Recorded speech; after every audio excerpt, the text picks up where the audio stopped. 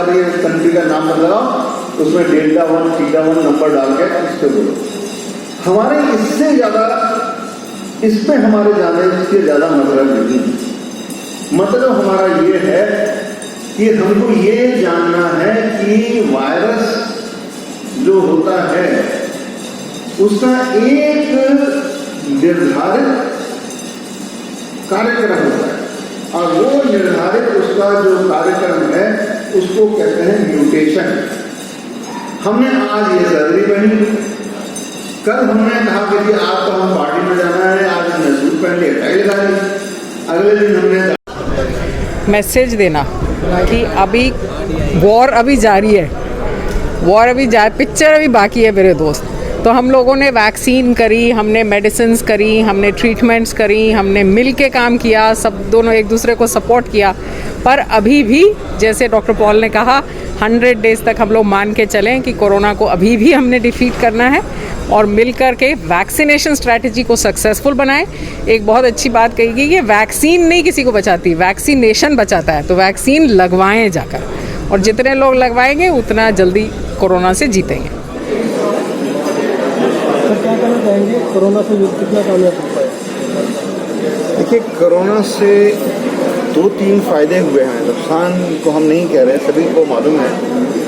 एक तो ये कि विपदा में सब देशवासी, scientist, administrator, policy maker, leaders, आम आदमी ने जो मिलकर काम किया है, ये एक दुनिया में उदाहरण है। हमने कोविड पे विजय पाई है करीब करीब।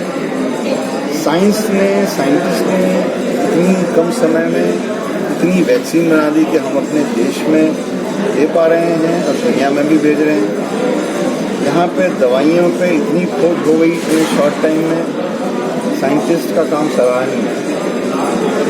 वैक्सीन लगाने का जो मैनेजमेंट है, इतने बड़े देश में 130 करोड़ जनता को वैक्सीन लगाने का अरेंजमेंट कंप्यूटर के माध्यम से, प्रोग्राम के माध्यम से एक एक आदमी का डेटा हर समय हमारे पास रहना और उससे हमें एनालिसिस करना, ये पॉसिबल हो पाया। तीसरी चीज़ जो वैक्सीन हेजिटेंसी जिसे हम कहते हैं, लोगों की धारणा में परिवर्तन कि वैक्सीन लगवाने से फ़ायदा है, न लगवाने से आपका नुकसान, आपके साथियों का नुकसान।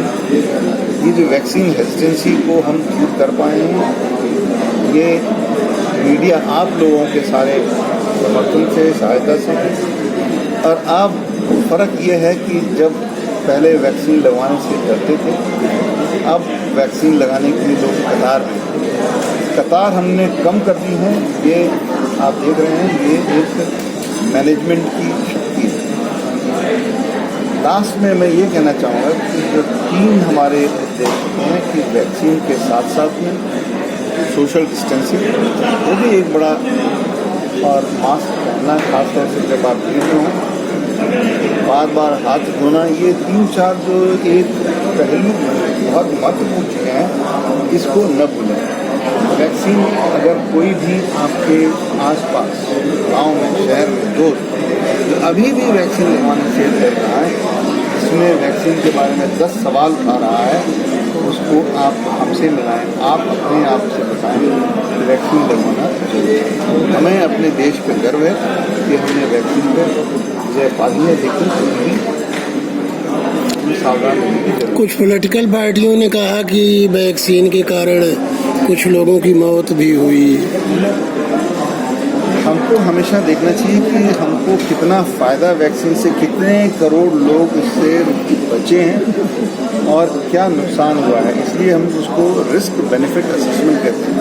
कोई भी वैक्सीन 100% सेफ है, लेकिन ये भी कहना कि इससे इतनी मौत हुई है, उसको बढ़ा चढ़ा कर कहना, वो समाज के लिए भी गड़बड़ है, साइंस के लिए गड़बड़ है।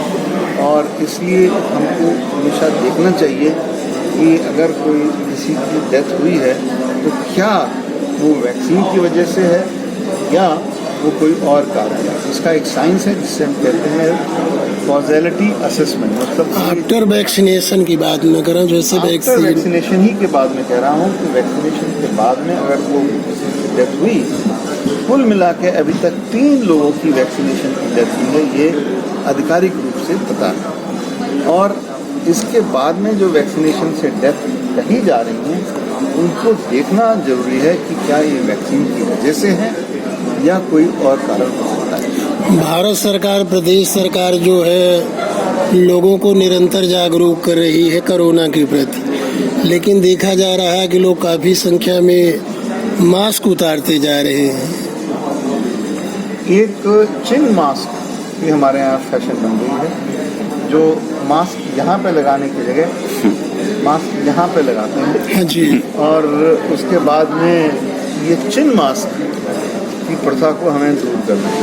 चिन, कुछ लोग इसको चीनी मास्क पीछे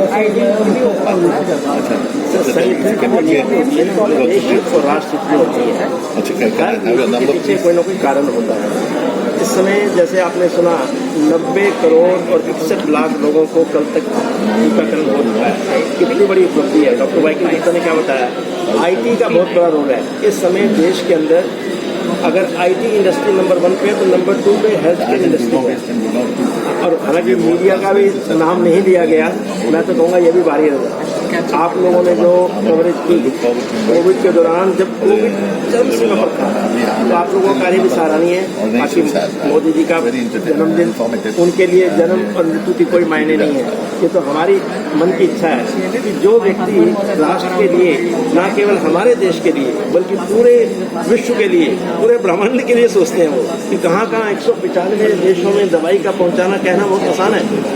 और कुछ एक देश हमारे को कोऑपरेट भी नहीं कर रहे, ये भी आपको मालूम है। कई दवाइयों के लिए हमारी डिपेंडेबिलिटी एक पर्टिकुलर कंट्री पे है, वो भी एक विषय है।